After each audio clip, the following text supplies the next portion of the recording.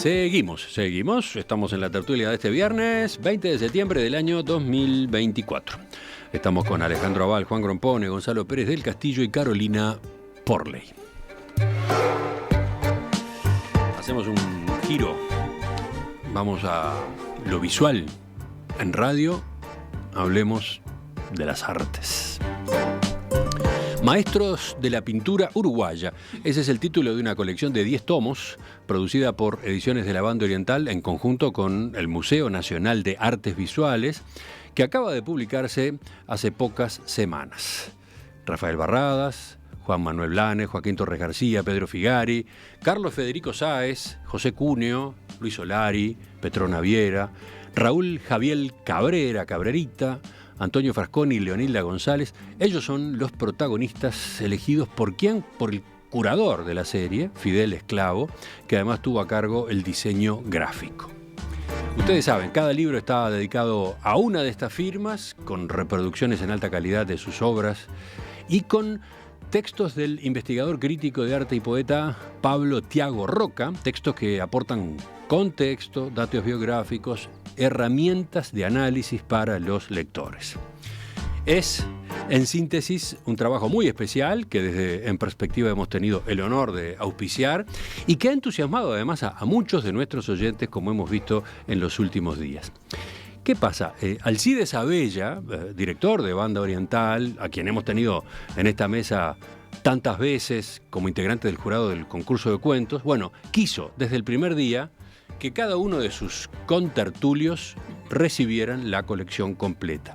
Y por eso hoy vamos a preguntarles a ellos qué les parecieron estos fascículos que estuvieron revisando, que estuvieron mirando, que estuvieron disfrutando en estos días.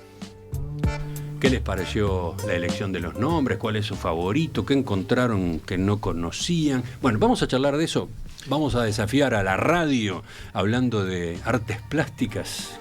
Levanta la mano, Alejandro. En primer lugar, agradecerle a Alcides Abella porque nos enriqueció nuestras bibliotecas fuertemente, porque estos 10 tomos de la colección Maestros de la Pintura Uruguaya son formidables. Realmente, no es normal encontrar publicaciones del nivel extraordinariamente, desde el punto de vista de la reproducción, extraordinariamente logrado por la colección que se nos presenta ahora por Banda Oriental.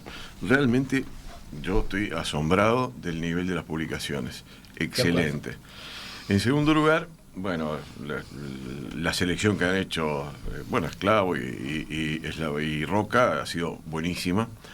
Claro, todos siempre decimos, puede faltar alguna cosita incluso... Sí, hay un pequeño debate ahí, ¿por qué están estos y no están otros? Sí, incluso en las...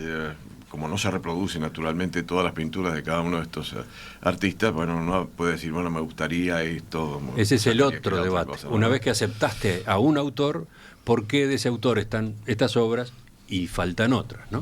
Después podría seguir hablando, pero capaz que tengo bastante más para decir, pero creo que los contertulios también quieren tener su oportunidad. Pero a ver, por lo menos esta pregunta te planteo, ¿cuál te gustó más? ¿Cuál es tu tomo preferido?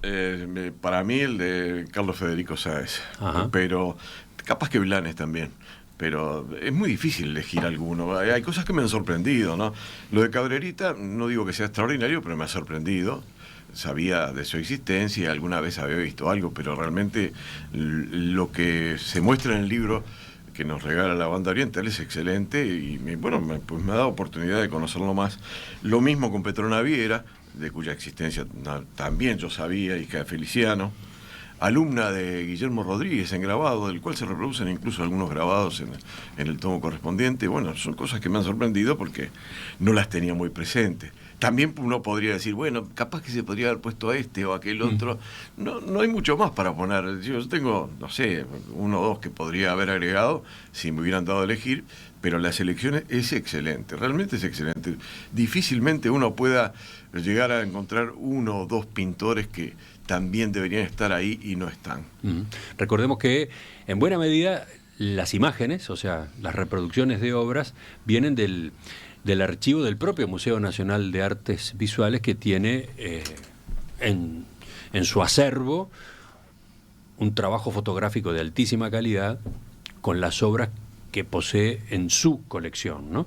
Y si me dejas decir qué es lo que más me llama, me emociona de todo lo que aparece ahí, que naturalmente si lo sigo viendo voy a encontrar muchas cosas que me emocionan, pero la que más me emociona, porque siempre me ha emocionado, es aquella pintura de Blanes del año 1871, la fiebre amarilla en Buenos Aires. Porque cada vez que veo a ese pequeño tratando de mamar de su madre muerta en el suelo, con los dos médicos que están mirando doloridos en la puerta, y que además fallecieron de fiebre amarilla, fueron realmente el retrato de dos médicos que después fallecieron de fiebre amarilla, es quizás de todo lo que vi lo que más me sigue emocionando. No es de Sáenz, es cierto, es de Blanes, pero como un trabajo singular me gustaría referirme a él. Juan es el que está levantando la mano ahora, mejor dicho, hace un rato. Yo comentaré lo que he visto en una ligera revisión, porque no he tenido demasiado tiempo. Lo primero que quiero decir es me parece un acierto la inclusión de Petrona Viera en la colección. Es la única mujer que figura, ¿no? Y me parece un acierto. Inclusive... Sí, no es la única mujer, porque recordemos que hay un tomo compartido, ¿no? Sí. Entre Antonio Frasconi y Leonilda González, dos grabadores, ¿no? Sí. Sí, pero digamos como autora, ¿no? Como protagonista única. Y además sí. Hay una especie de movimiento de revisión de la figura de Petrona Viera. Que además era salteña y por eso la destaca Juan. Que no, porque me parece muy interesante lo que pinta. Bueno, en segundo, cosa que quiero mencionar es el tomo sobre Joaquín Torres García, que me parece un acierto insistir en el periodo no constructivista previo. Si yo me imaginé que iba a ser todo constructivista. Por suerte es casi nada constructivista, ¿no? De modo que se difunde al otro Torres García, que no es el más conocido, no es el más divulgado, ni el más famoso. Juan, ¿fuiste a ver la exposición en el Museo de Artes Visuales? Sí. ¿Viste que casi todas las obras son...? Sí. Es que vale la pena recordar que era un gran pintor antes de ser constructivista. Bueno, cuando pasó a ser constructivista dejó de ser un gran pintor. Eso es lo que dijiste. Sí, porque lo dije con toda intención, se me escapa. No pasó porque es lo que yo pienso. Es decir, yo pienso que cuando uno que cree que inventa una teoría y no se puede apartar ni un milímetro de esa teoría y esa teoría es la verdad revelada, entonces empieza a no estar bien. Bueno, claro. Bueno, creo que es muy como la influencia de la economía, por ejemplo, en la sociedad. Es muy apreciable. ¿El ciclo de los 8 años? 8 años y medio. Esos ciclos existen. Han sido 8 años. Yo no los inventé, están en cualquier libro de economía, búsquenlo en cualquier lugar. Bueno, es muy apreciable el tomo sobre Sáenz.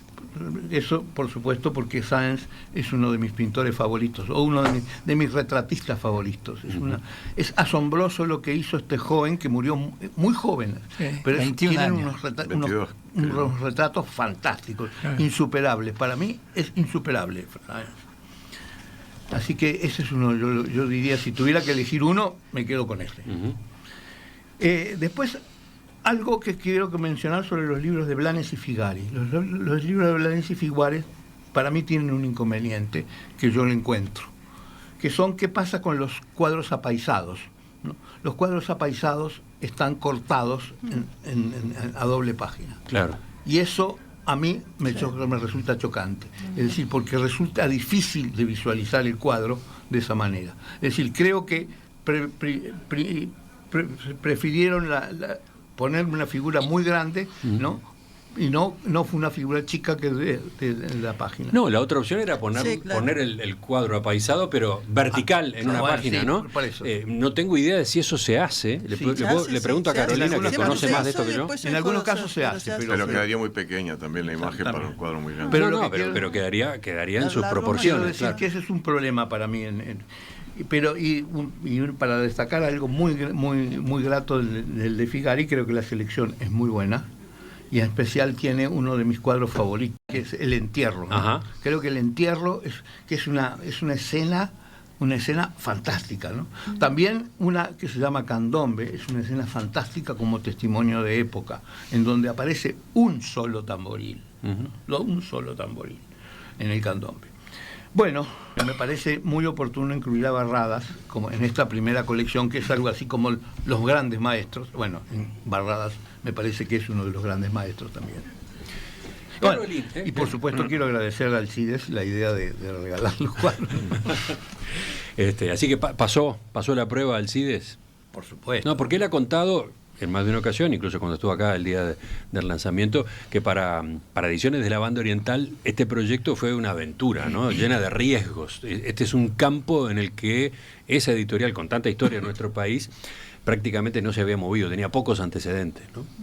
Carolina, tú que estás muy metida en estas cuestiones, a ver, sí. Porque yo te presento muchas veces como periodista e historiadora, pero con las artes plásticas en particular, ¿cuál es tu giro? Y no, yo en realidad me especialicé en historia del arte, sí. Entonces ahora estoy haciendo la tesis de doctorado, es más historia de la cultura, más amplio, pero sí, mi tesis de maestría, la principal investigación que hice, es sobre el principal legado artístico que recibió el Museo Nacional de Artes Visuales, que era la colección de Fernando García Casaglia, que era un coleccionista, que en ese momento, en el año 45, cuando él se muere, legó 350 obras al Museo Nacional, que en ese momento tenía 1.500 obras, o sea que fue una inyección, digamos, de obras importantes, ¿no? Y que tenía la mayor colección de obras de Blanes.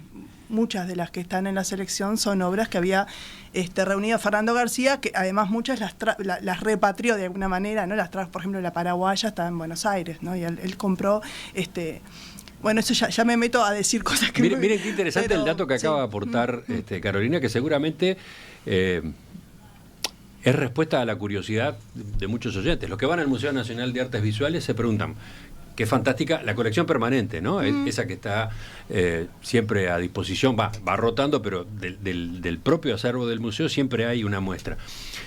¿Cómo se hizo el Museo Nacional de Artes Visuales de esos cuadros o de esas esculturas? ¿Compró? ¿El Estado ha ido comprando? Sí. En parte sí, pero en parte hay donaciones, ¿no? Claro. ¿No? Colecciones enteras han sido donaciones. Exactamente, sí, hubo mucha adquisición desde el principio y sobre todo a partir de la creación de los salones nacionales en el año 37, que ahí ingresa mucha obra por adquisición por este certamen, pero también hubo legados y donaciones importantes de los propios artistas. Por ejemplo, la colección más importante, que es la de Petrona Viera, si bien hubo ingresos por premios, ingresos por adquisición, la mayoría de los ingresos es la donación de la familia después de que ella se muere. Bueno. Entonces esas 1.000 obras que hay de Petrona es sobre todo por eso, ¿no? Y después, justamente yo también rescataba mucho el libro sobre Sáez. Sáez, a mí me causó gracia porque conversando cuando estábamos en la previa, qué artista habíamos elegido, qué tomo nos había gustado más, 3 habíamos elegido a Sáez. Y entonces, a mí, no, pero es como también reafirmar algo que el museo lo tuvo desde un inicio, porque Sáez es un artista que desde que se crea el museo se adquiere obra, y también se recibió mucha obra por donación de la madre, pero es hasta ayer, digamos, estuvieron comprando obra de Sáez, ¿no? Yo justo el otro día estaba leyendo cuando José Pedro Argul diseña toda la propuesta expositiva de esa sala permanente del museo en el año 62, le dice a Muñoz del Campo, al director, que de Sáez había que comprar todo lo que se encontrara, ¿no? Entonces hay ahí como un énfasis que viene desde el principio de la existencia del museo y que nosotros estamos reafirmando con nuestra selección, ¿no? Yo justamente quería detenerme en esto, en que esto es una selección, ¿no? Una selección que yo pensaba, ¿cuánto de reafirmación hay y cuánto de innovación? Entonces, sin duda, la inclusión de Cabrerita es una innovación, ¿no? Es como una apuesta fundacional, si se quiere, poner a Cabrerita, eso como con este mote, digamos, de maestro, que es una palabrita que podríamos problematizar, ¿no? Porque viene como esto de los old master, que se hablaba de las escuelas de la pintura europea, que eran esos grandes maestros que tenían sus talleres, tenían sus discípulos. La palabrita viene por ahí, y en realidad de estos artistas, de estos 11 artistas, el maestro por excelencia sería Torres García, ¿no? En realidad, por ejemplo, Blanes no tuvo discípulos, podríamos hablar de sus hijos y de algún otro, pero Petrona tampoco, Sáez tampoco. Entonces, en realidad, la figura del maestro, en sentido estricto, le cabería, digamos, a Torres, ¿no? De todos modos, todos son maestros en el sentido de la influencia que han tenido, las repercusiones que han tenido. Bueno, pero claro, la influencia, el impacto, ¿no? Porque cuánta influencia, cuánto siguieron el camino de eso, por eso digo que es cuestionable, ¿no? Cabrerita, por ejemplo, tiene un lenguaje sumamente personal, claro. casi que intransferible, es lo contrario a Torres García, ¿no? Más allá del vínculo que también tuvieron, ¿no? Además con una técnica, ¿no? La acuarela. Sí. Que no es la que predomina, creo, en el conjunto de estos artistas. Bueno, eso es una de las cosas que quería destacar también, que además de seleccionar figuras, también hubo, escuché la entrevista a Fidel Esclavo, una apuesta personal de él, ¿no? De apostar al grabado. Entonces también ahí hay como uno de los tomos, ¿no? Que se dedica a dos grabadores que se especializaron en esto, ¿no? Antonio Frasconi y Leonilda González. Que me parece que está interesante eso, también el caso de Solari pasa por ahí, o sea, de no solo, que además incluye el tema del collage, que es otra técnica que está presente, que me parece que está bueno, que no solo incluya óleo, ¿no? Que es como el rey de las técnicas, ¿no? Dentro de la pintura, sino que incluya esta otra diversidad. Yo me preguntaba, ¿no? Porque siempre cuando uno selecciona hay una selección consciente, deliberada, programática, y hay una selección inconsciente, cosas que uno elige pero que tampoco está totalmente consciente que está eligiendo, ¿no? Y yo me preguntaba, bueno, no hay arte abstracto. La única pintura abstracta en toda la selección es Formas Abstractas de Torres García. No hay arte abstracto de toda la selección, ¿no? Entonces yo, pero esto... Entonces yo pensaba, ¿no? Escuchando a Fidel Esclavo, porque trataba de ver en la entrevista a ver si él fundamentaba eso.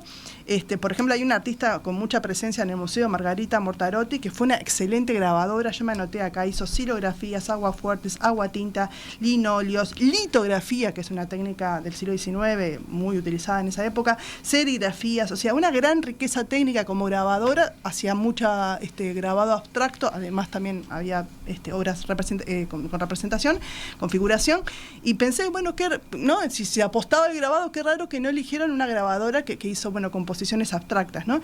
Y después, escuchando la entrevista, sí, claro, ahí él dice, ¿no? Bueno, en esta selección hubo también como una limitación o una condición que era también el acervo disponible en formato, en registro fotográfico de alta calidad. Y, por ejemplo, dijo, bueno, de Costigliolo, de María Freire, no estaba como todavía disponible. Y ahí tenemos dos artistas abstractos o concretos, dirían ellos.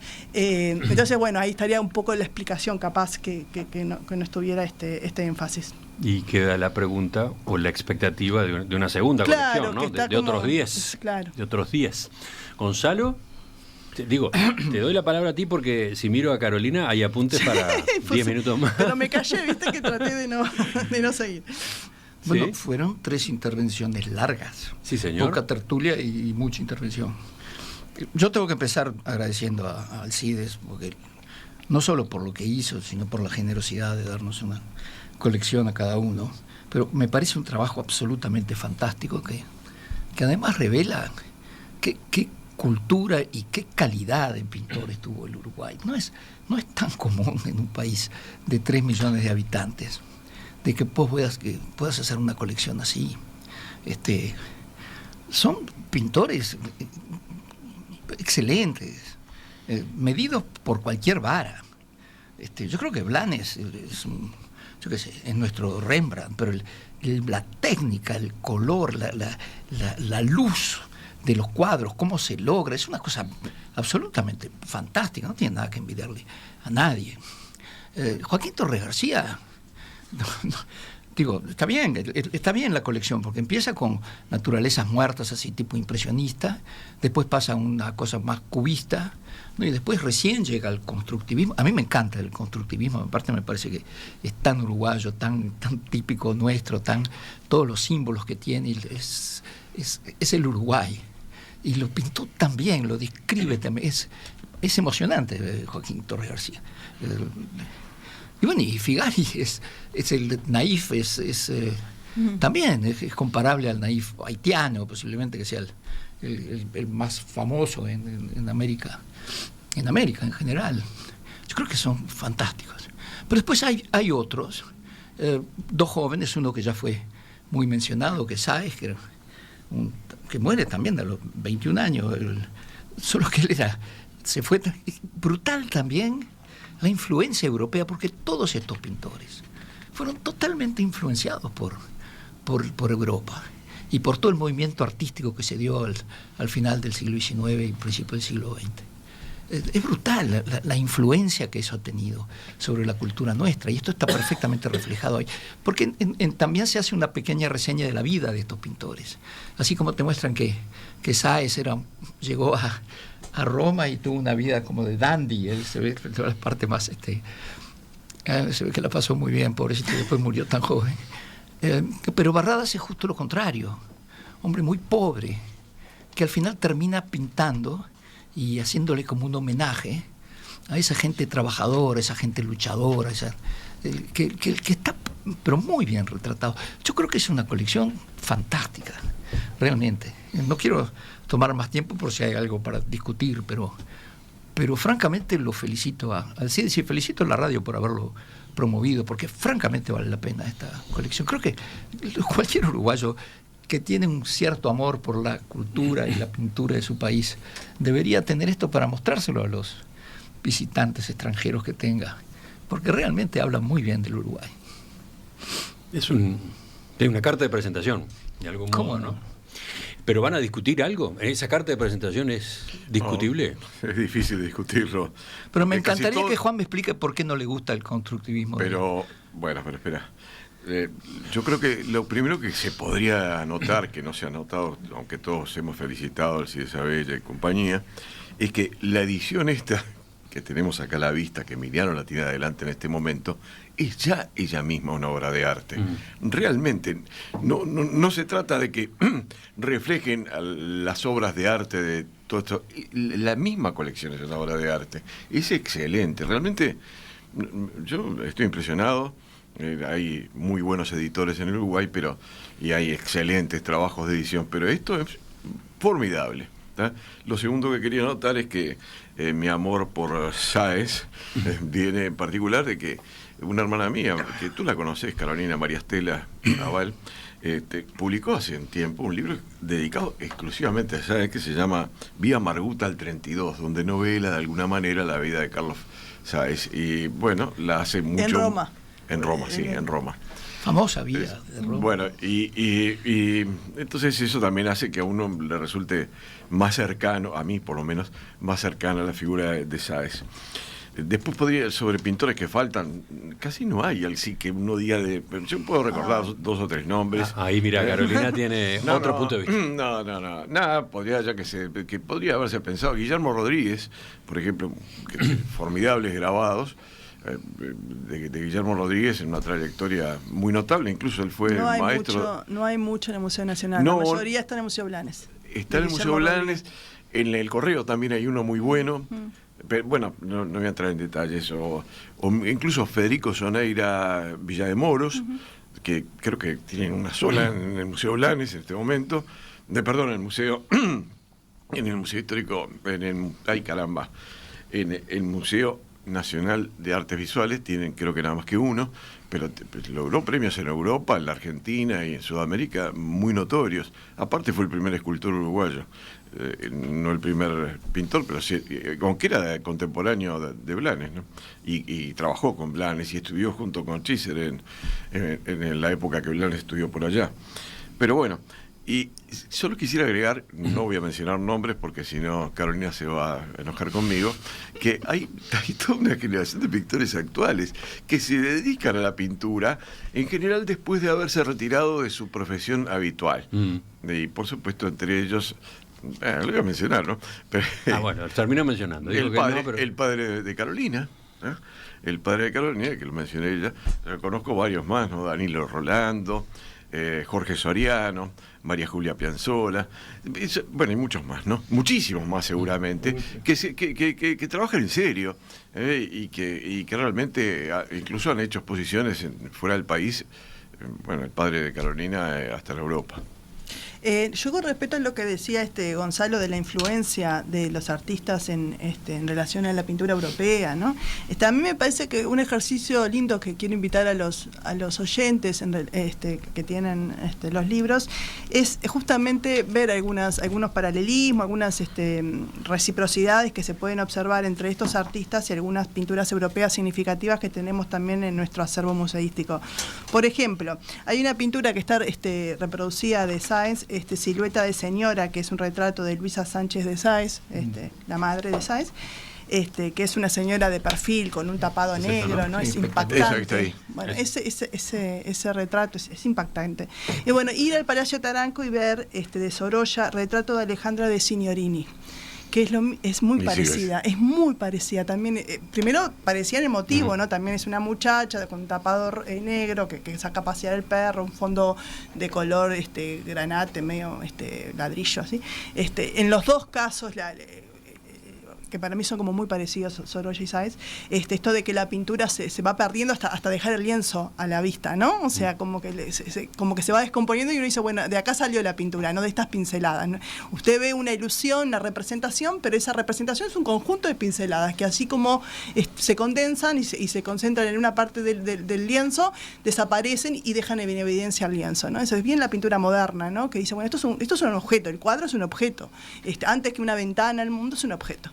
Y bueno, y me parece que es un paralelismo precioso. Y con otra de las obras también de Sáenz, retrato de Juan Carlos Muñoz, que hizo varios, ¿no? Que es una de las obras más famosas de él, que está el biombo atrás. Hay también una pintura esta es una pintura que el Museo Nacional tiene una de Fortuny, de Mariano Fortuny, que Sáenz en Roma estuvo en contacto con discípulos de Fortuny, como Francisco Pradilla y José Villegas.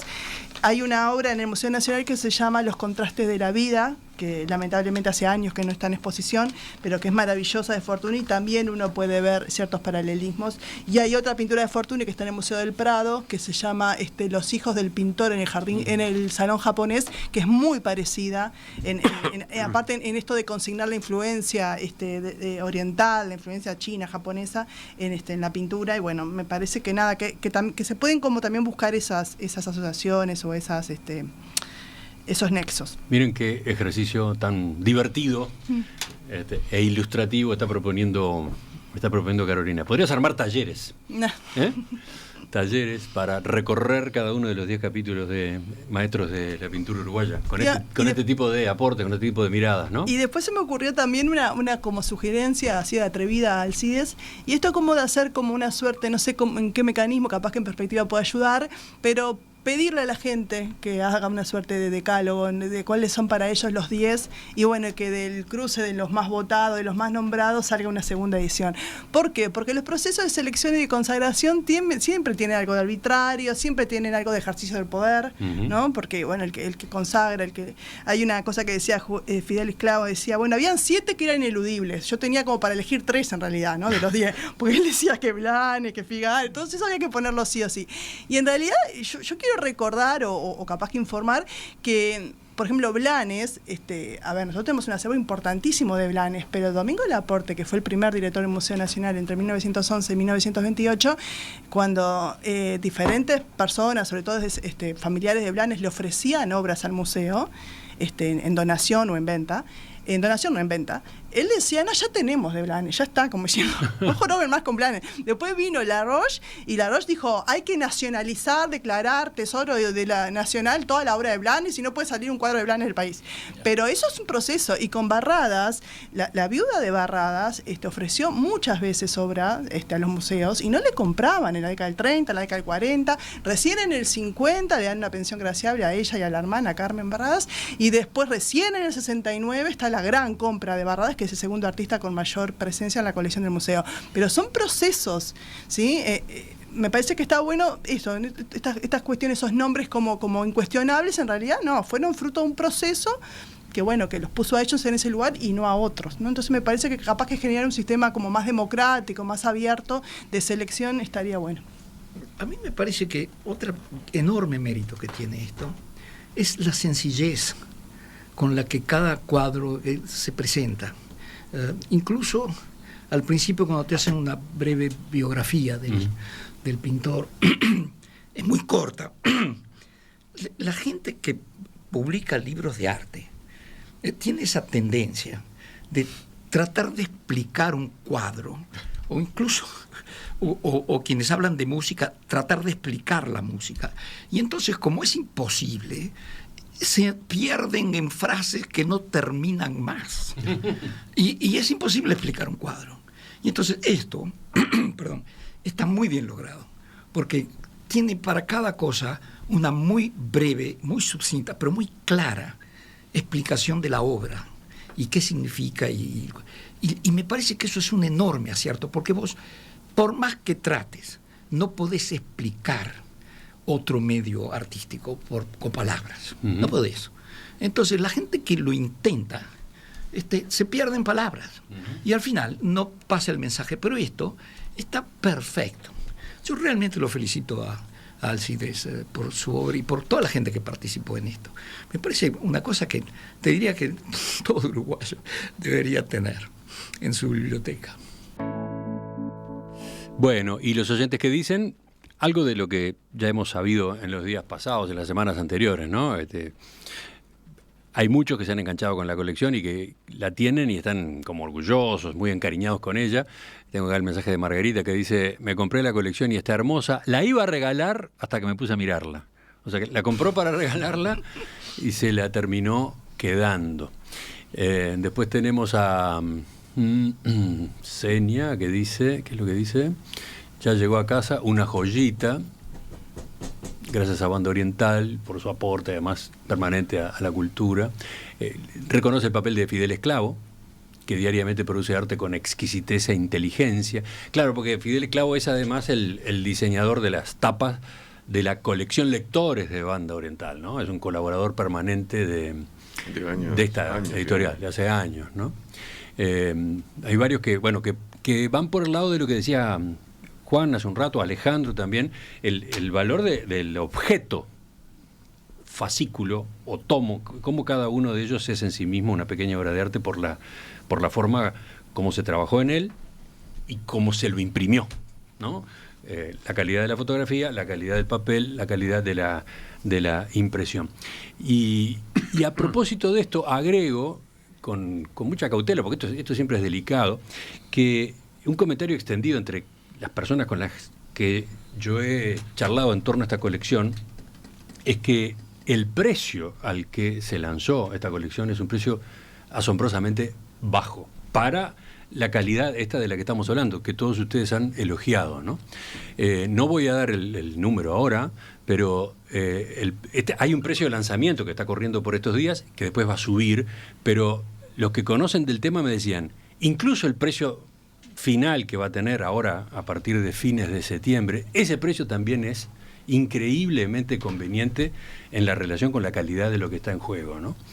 Así que bueno, la recomendación es que aquellos que tengan inclinación por estos lados, curiosidad por estos lados, no se la pierdan.